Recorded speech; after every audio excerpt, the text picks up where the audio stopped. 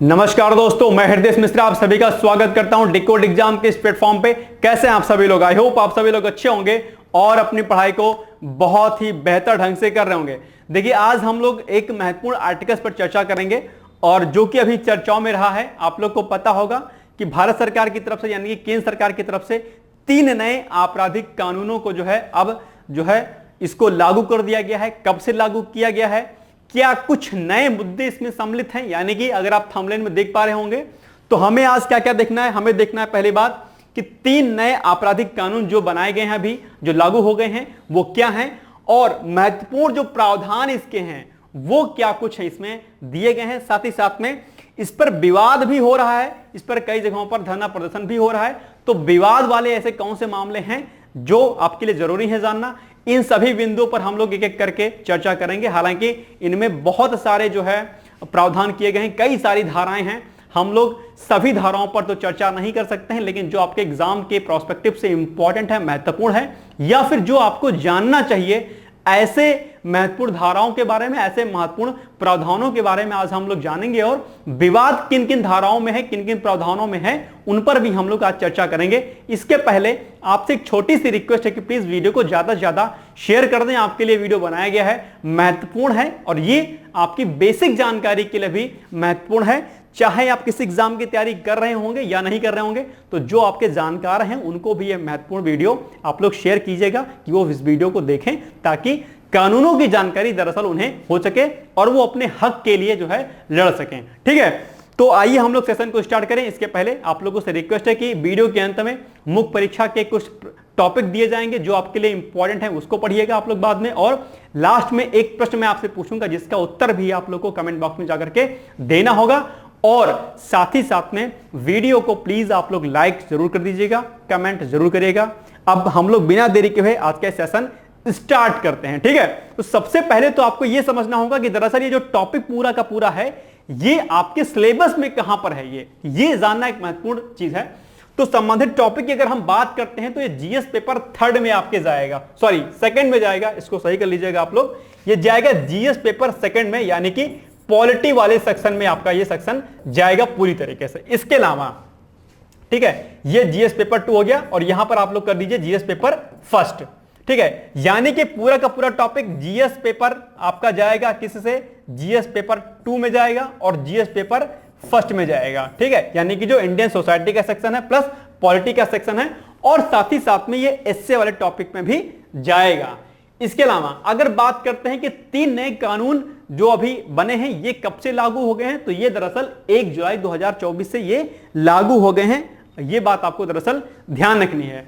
अब हम लोग बात करते हैं कि कौन से 3 नए कानूनों में हुआ बदलाव, यानी कि जो पहले कौन से 3 कानून थे उनको बदल करके इनका नाम दरअसल क्या कर दिया गया है। तो आइए इसको हम लोग एक एक करके देखते हैं। तो सबसे पहले 1860 में बने भारतीय दंड संहिता, जिसको हम लोग आईपीसी बोलते हैं, इंडियन पिनल कोड। ठीक है, इसके जगह पर अब क्या हो गया है, भारतीय न्याय संहिता, यानी कि जिसको हम लोग बीएनएस भी बोलेंगे अब, यानी कि भारतीय न्याय संहिता 2023 अब लागू हो गया है। और 1898 में बने दंड प्रक्रिया संहिता, जिसको हम लोग सीआरपीसी भी बोलते हैं, अब इसकी जगह पर क्या हो गया है, अब इसकी जगह पर हो गया है भारतीय नागरिक सुरक्षा संहिता, यानी कि जिसको हम लोग बोलेंगे बीएनएस 2023 लागू हो गया है। और लास्ट जो आपका कानून है वो क्या है, 1872 में बने इंडियन एविडेंस कोड की जगह पर अब क्या हो गया है, भारतीय साक्ष्य बिल 2023 हो गया है। ये आपको दरअसल जानना चाहिए। और क्या कुछ महत्वपूर्ण प्रावधान है, इन पर हम लोग अब चर्चा करते हैं, यानी कि कानूनों में बदलाव का कारण क्या रहा है। सबसे पहले तो यही हम लोग समझने का प्रयास करते हैं। तो सबसे बड़ी बात तो यह है कि ये कानून दरअसल वर्तमान समय में अब तर्कसंगत नहीं रह गए थे। कुछ एक प्रावधान समय के साथ क्या होते हैं, उनकी तार्किकता खत्म हो जाती है। चूंकि ये कानून क्या थे, ये अंग्रेजों के द्वारा बनाए गए थे, और अंग्रेजों ने ये इसलिए नहीं बनाया था कि आम नागरिक को न्याय मिल सके, उसको जस्टिस मिल सके, बल्कि ये कानून इसलिए बनाए गए थे कि अंग्रेजों को इससे फायदा हो, और अंग्रेजों को इससे फायदा होगा तभी भारत पे वो अपना अधिकार लंबे समय तक स्थापित कर पाएंगे। तो दरअसल कहीं ना कहीं ये कानून उनके लिए थे, हमारे लिए यानी कि भारतीयों के लिए कानून नहीं बनाए गए थे। इसलिए बहुत सारे प्रावधान थे जिनको हटाने की आवश्यकता थी। बहुत सारे कानून थे, समय के साथ उनकी प्रासंगिकता खत्म हो गई थी। तो आइए देखते हैं कि क्या कुछ पॉइंट इसमें दिए गए हैं।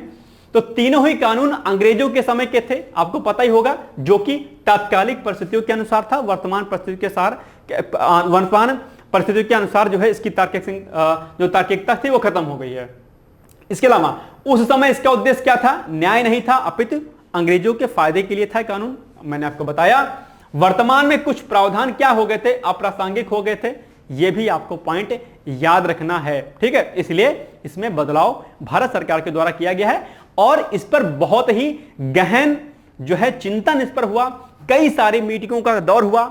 जो भी रिटायर्ड न्यायविद थे, चाहे वो हाई कोर्ट के रहे हों, सुप्रीम कोर्ट के हों, जो कार्यरत थे, उनसे भी बहुत सारे जो है क्या कहते हैं, अलग अलग जो कानूनों के जो ज्ञाता थे, उनसे इस पर डिस्कशन किया गया और कई सारी लंबी मीटिंगों के दौर के बाद जो है इसको अल्टीमेटली फिर इसको पास किया गया, ठीक है।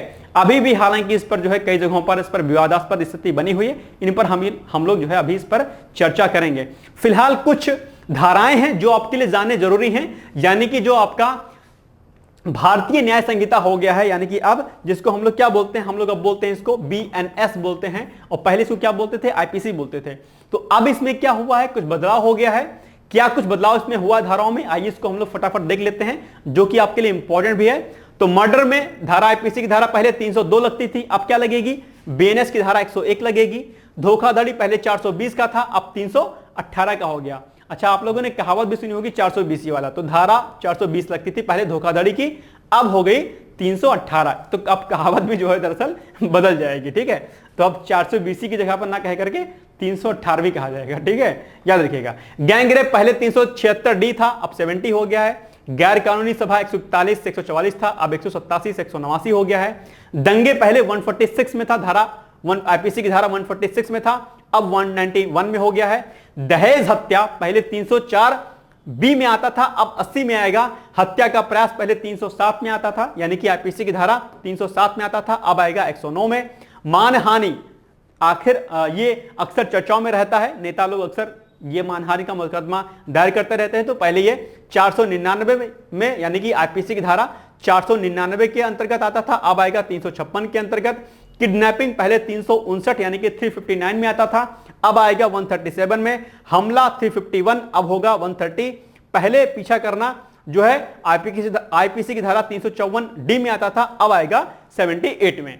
तो ये नए प्रावधान है BNS, यानी कि अब जो भारतीय न्याय संहिता 2023 जो लागू हो गई, इनमें अब ये नई धाराएं दरअसल आपके लिए लागू हो गई हैं। तो अगर आप लोग BA LLB कर रहे होंगे, BA LLB या LLB कर रहे होंगे, LLM कर रहे होंगे, तो उसके लिए ये धाराएं आपके लिए क्या है? इंपॉर्टेंट है, ठीक है। चलिए आगे बढ़ते हैं हम लोग। अब पृष्ठभूमि की अगर बात करते हैं तो क्या हुआ कि 21 दिसंबर 2023 को संसद द्वारा दरअसल 3 नए जो कानून हैं उनको पारित कर दिया गया और उसके बाद अल्टीमेटली राष्ट्रपति जी द्वारा 25 दिसंबर को मंजूरी इसमें प्रदान की गई और अंततः 1 जुलाई 2024 से तीनों नए आपराधिक कानूनों को क्या किया गया? जो इसको लागू कर दिया गया है, ठीक है, याद रखिएगा इसको। आपकी परीक्षा में प्रश्न यहां से पूछ सकता है। अब हम आते हैं एक एक करके कानूनों पर, यानी कि अब हम बात करते हैं सीधे तौर पर भारतीय न्याय संहिता जो कि अब बनी है, पहली धारा यानी कि जो पहला कानून, यानी कि जिसको हम लोग क्या बोलेंगे? BNS बोलेंगे, यानी कि ये IPC की जगह पर आया हुआ है। तो BNS में क्या है? 22 प्रावधानों को दरअसल इसमें निरस्त कर दिया गया, यानी कि जो पहले वाले थे। अब इसमें कुल धाराएं कितनी हो गई हैं? 356 हो गई हैं। और IPC में क्या पहले कितनी धाराएं थी? 511 धाराएं थी, ठीक है, याद रखिएगा। अब देखिए, अब इसके महत्वपूर्ण जो प्रावधान हैं वो क्या क्या हैं, ठीक है, आइए हम लोग इसको फटाफट देखते हैं। तो धारा 69, शादी का झूठा वादा करके यौन संबंध अगर आप बनाते हैं तो उसके लिए 10 साल तक की सजा का प्रावधान दिया गया। ध्यान रख लीजिएगा, यह आपके लिए बहुत महत्वपूर्ण है। इसीलिए किसी के साथ ऐसी धोखाधड़ी करने का प्रयास बिल्कुल नहीं करना है, यह बात आपको ध्यान रखनी है, ठीक है। शादी का झांसा दे करके या नौकरी का झांसा दे करके या कुछ नया करने का झांसा दे करके, इस प्रकार की अगर कुछ बातें अगर आप सामने वाले को कहते हैं और कहते हैं कि ऐसा करने पर मैं आपसे शादी करूंगा और बाद में आप शादी नहीं करते हैं, तो ऐसे केस में धारा 69 के तहत आपको 10 साल तक की सजा का प्रावधान हो गया है, याद रखिएगा इसको। इसके अलावा नोट, जबकि IPC जो था उसमें ऐसा कोई खास प्रावधान नहीं था, अब हो गया है, यानी कि अब महिलाओं के लिए यह अपने आप में एक सुरक्षा कवच का काम करेगा। महिलाओं के लिए यह जानना बहुत ही महत्वपूर्ण है। इसके अलावा नए प्रावधानों के तहत सामूहिक बलात्कार जैसे जघन्य अपराध के लिए क्या हुआ है, अब 20 वर्ष तक की कैद या आजीवन कारावास की सजा होगी। किस धारा के तहत? भारतीय न्याय संहिता यानी कि बीएनएस की धारा 70 क्लॉज 1 के अकॉर्डिंग। यह भी आपको याद रखना है। इसके अलावा जबकि नाबालिग से अगर बलात्कार होता है तो उसके लिए क्या किया गया है, उसके लिए मौत की सजा यानी कि फांसी की सजा दी जाएगी। भारतीय न्याय संहिता यानी कि बीएनएस की धारा 70 क्लॉज 2 के अनुसार। महत्वपूर्ण फैक्ट है, इसको याद कर लीजिएगा, ठीक है। चलिए आगे देखते हैं हम लोग। नए कानूनों में पीड़िता के बयान उसके घर पर महिला अधिकारियों और उसके अपने परिवार की उपस्थिति में दर्ज होंगे, यानी कि जो रेप पीड़ित महिला होगी उसके सामने ये प्रावधान है। इसके अलावा साथ ही कानूनों में ऑनलाइन प्राथमिकी दर्ज करने का प्रावधान भी सुनिश्चित कर दिया गया है। यह भी आपके लिए क्या है, फैक्ट है। इसके अलावा एक महत्वपूर्ण फैक्ट इसमें यह है, मॉब लिंचिंग। अक्सर आप लोगों ने चर्चाओं में देखा होगा, क्या? Mob lynching. तो मॉब लिंचिंग जो है आपके एग्जाम के लिए भी इंपॉर्टेंट है, ठीक है। तो अब क्या हो गया है कि मॉब लिंचिंग के लिए 7 साल की सजा या उम्र कैद और सबसे बड़ी बात या फिर फांसी की सजा भी दी जा सकती है। किस क्लॉज के यानी किस धारा के अंतर्गत? तो बीएनएस की धारा 103 क्लॉज 2 के अनुसार। यानी कि मॉब लिंचिंग के अंतर्गत 5 या उससे अधिक लोग अगर जाति को लेकर के या किसी अन्य मुद्दे को लेकर के जो है किसी व्यक्ति को मारते हैं तो ऐसे सभी लोगों पर दरअसल क्या होगा, या तो उन्हें 7 साल की सजा होगी या उम्र कैद होगी या फिर उन्हें मौत की सजा भी दी जाएगी। मॉब लिंचिंग बहुत चर्चाओं में रहता था और मॉब लिंचिंग के लिए अलग से कानून बना दिया गया है। यह अपने आप में क्या है, एक बहुत बड़ा जो है, इस पर हालांकि विवाद जो है इस पर हो सकता है और इस पर विवाद हो भी रहा है। कई लोग अब भीड़ में किसने क्या किसको किया है, कई बार इसमें विवाद हो सकता है, ठीक है। हालांकि जो है कानून अपना काम करता है, इसमें किसी जो है गलत आदमी को नहीं फंसाया जा सकेगा, लेकिन फिर भी इसमें विवाद हो सकता है, ठीक है। खैर, इसके अलावा आतंकवाद को क्रिमिनल कानूनों में शामिल कर लिया गया है, जो कि पहले नहीं था। यह भी जो है एक नया चीज इसमें आई है, लेकिन आतंकवाद को परिभाषित नहीं किया गया, तो भी यह विवादास्पद मुद्दा बना रहेगा। इसके अलावा संगठित अपराध में सजा का प्रावधान जैसे डकैती, अपहरण, वाहन जैसे चोरी आदि में अब सजा का प्रावधान कर दिया गया है। पहले इतना कठोर कदम नहीं था। इसके अलावा चोरी और स्नैचिंग में 3 साल तक की सजा का प्रावधान कर दिया गया है। चोरी और स्नैचिंग, किसी भी प्रकार की चोरी होगी और स्नैचिंग होगी तो 3 साल तक की आपकी सजा मिल जाएगी, ठीक है, याद रखिएगा इसको। इसके अलावा एक महत्वपूर्ण और कानून, इस पर बहुत विवाद आप लोगों ने सुना होगा, हिट एंड रन मामला। हिट एंड रन मामले के लिए बीएनएस की धारा 106 क्लॉज 2 के तहत अब क्या होगा, 10 साल तक की सजा और 7 लाख तक का जुर्माना। और इसी प्रावधान के लिए क्या है, हिट एंड रन मामले में क्या है, विवाद है।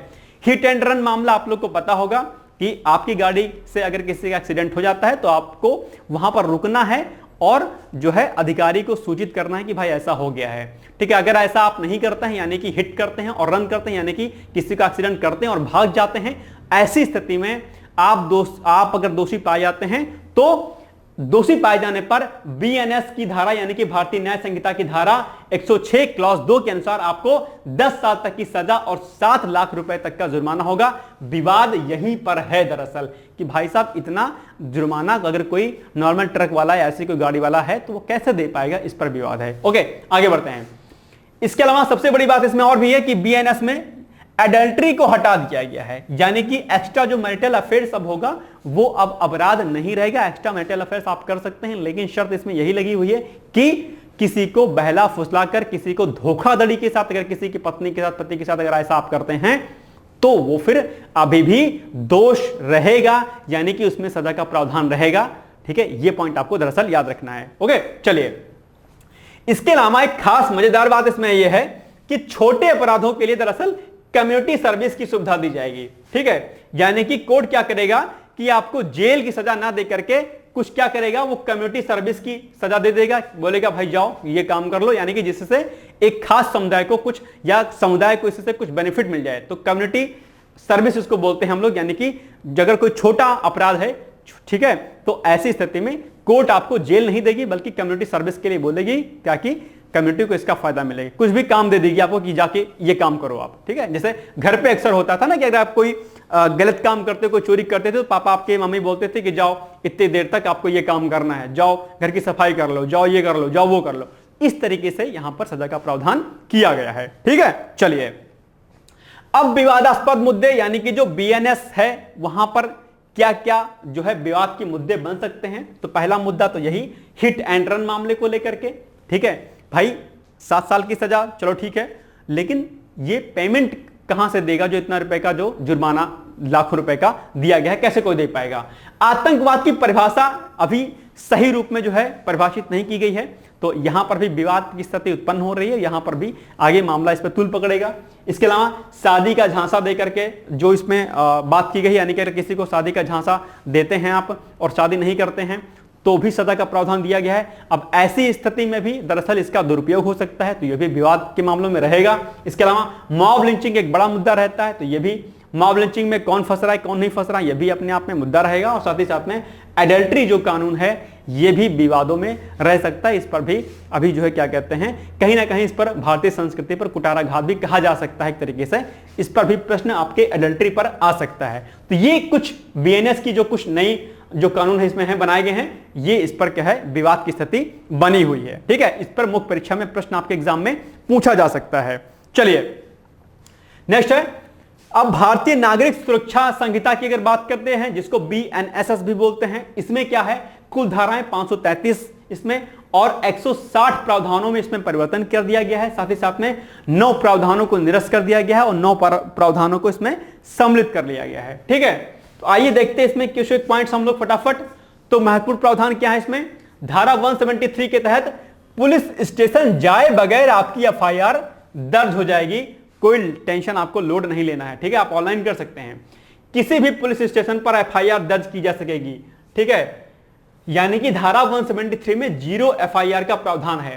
पहले क्या होता था, फॉर एग्जांपल ठीक है, आप किसी अलग जगह के हैं और आप कहीं दूसरे प्लेस पे हैं, तो वहां पर अगर आपके साथ कोई घटना अगर घटित होती थी तो पर्टिकुलर उस जगह के थाने पर आपका केस नहीं दर्ज किया जाता था और आपसे कहा जाता था कि भाई साहब देखो ऐसा है, ये मामला इस थाने का नहीं बल्कि अगले वाले थाने का है, यानी कि उस वाले जिले का या उस वाले तहसील का है। अब ऐसा नहीं होगा। अब क्या कहता है, अब धारा 173 इसको याद रखिएगा, इसके तहत 0 एफआईआर का मामला है, यानी कि मामला जो है आपका वहां पर दर्ज कर लिया जाएगा, बाद में चीजें जो है वहां पर ट्रांसफर कर दी जाएंगी। यानी कि अब आपको समस्या नहीं होगी, आपकी एफआईआर जो है ऑन स्पॉट वहां पर दर्ज कर ली जाएगी। तो ध्यान रखिएगा, आप कहीं भी हो आपका एफआईआर दर्ज होना सुनिश्चित माना जाएगा, ध्यान रखिएगा। इसके अलावा केस दर्ज कराने वाले व्यक्ति को, जो केस दर्ज कराएगा उस व्यक्ति को फोन पर केस की जानकारी दी जाएगी एसएमएस के द्वारा। ये आपका राइट भी हो गया है कि अगर आप केस कोई दर्ज कराते हो तो आप उस केस का मामला कहां तक पहुंचा है, क्या उसमें जो है चीजें आगे बढ़ी हैं, इसकी जानकारी आपको एसएमएस के माध्यम से दे दी जाएगी, ध्यान रखिएगा। और 90 दिन के भीतर सभी अपडेट जो है आपको मिलेंगी कि क्या कुछ इसमें परिवर्तन हो रहा है धारा 193 के अकॉर्डिंग। जबकि पहले क्या था, ऐसा कोई प्रावधान दरअसल इसमें पहले सीआरपीसी में नहीं था, जो कि अब हो गया है, यानी कि आपको इसकी डिटेलिंग प्रॉपर दी जाएगी 90 दिन के भीतर। चलिए ठीक है, यह भी आपके लिए महत्वपूर्ण है। इसके अलावा अगर आप अरेस्ट हो जाते हैं तो अरेस्ट हो जाने पर अपने अरेस्ट की जानकारी या आप किसी एक व्यक्ति को दे सकते हैं, यह आपका अधिकार है। धारा 36 के अकॉर्डिंग ये आपके पास राइट रहेगा कि अगर आपको निरस्त पुलिस करती है तो आप जानकारी इसको अपने किसी नोन पर्सन को दें। इसके अलावा अब क्या हो गया है, गंभीर मामले में फॉरेंसिक जांच क्या हो गई है, इंपॉर्टेंट हो गई है, यानी कि कंपलसरी हो गई एक तरीके से धारा 176 के अकॉर्डिंग। इसके अलावा एक विवादास्पद मुद्दा इसमें बन रहा है, वो क्या है, पुलिस रिमांड 15 दिन से बढ़ाकर 90 दिन कर दी गई है। हालांकि पुलिस रिमांड जो 15 दिन से बढ़ा करके 90 दिन की गई है, ये सभी मामलों में नहीं है, कुछ एक मामलों में है। तो यहां पर भ्रांति नहीं होनी चाहिए, क्योंकि यहां पर विवाद हो रहा है कि पुलिस रिमांड बढ़ाने पर दिक्कत हो जाएगी, ऐसा नहीं है।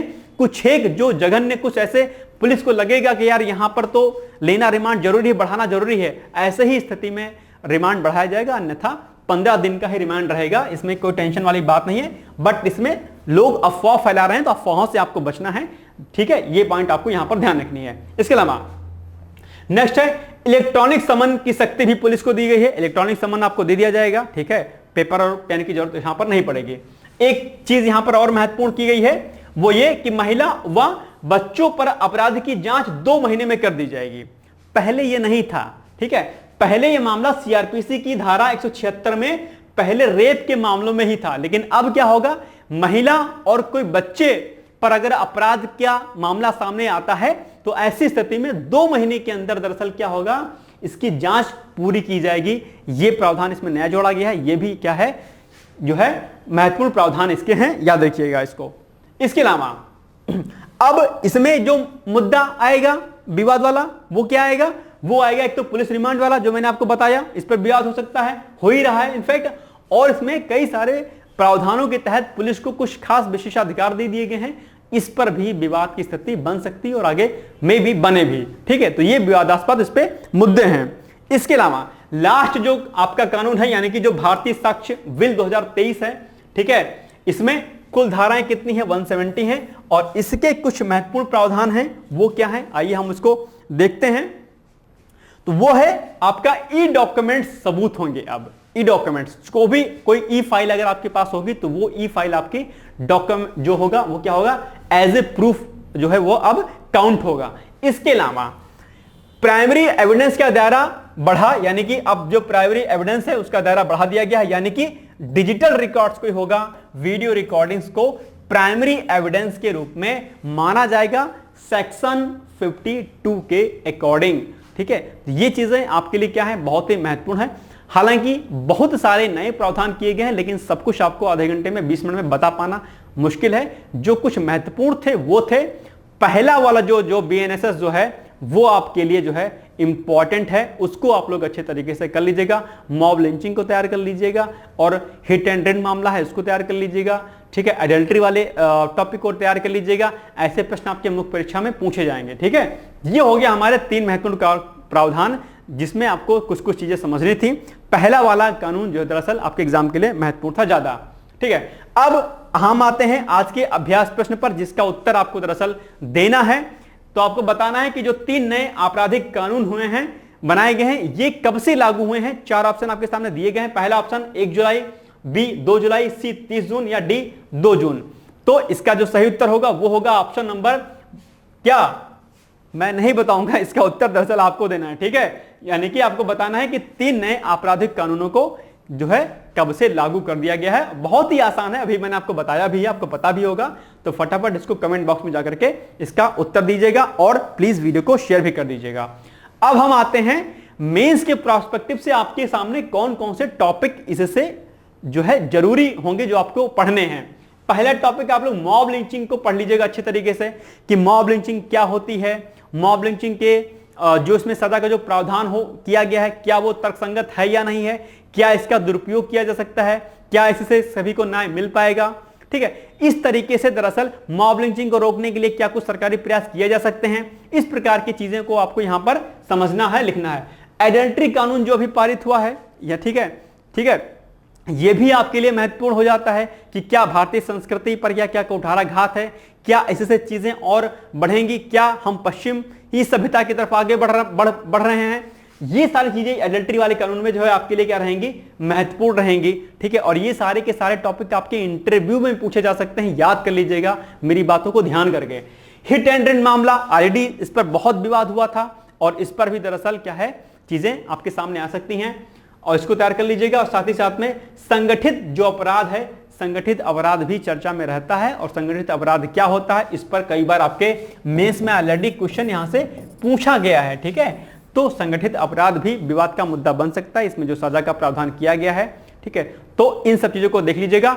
और एक पॉइंट इसमें आतंकवाद वाला भी, ठीक है, यानी कि जो आतंकवाद वाला है इस पॉइंट को भी पढ़ लीजिएगा, क्योंकि आतंकवाद की परिभाषा को अभी तक डिफाइन नहीं किया गया है कि किस जो है चीज में आतंकवाद को इसमें सम्मिलित किया जाएगा, ठीक है। तो ये था कुछ महत्वपूर्ण आर्टिकल्स, हमारा कुछ महत्वपूर्ण प्रावधान जो आपको पता होने चाहिए।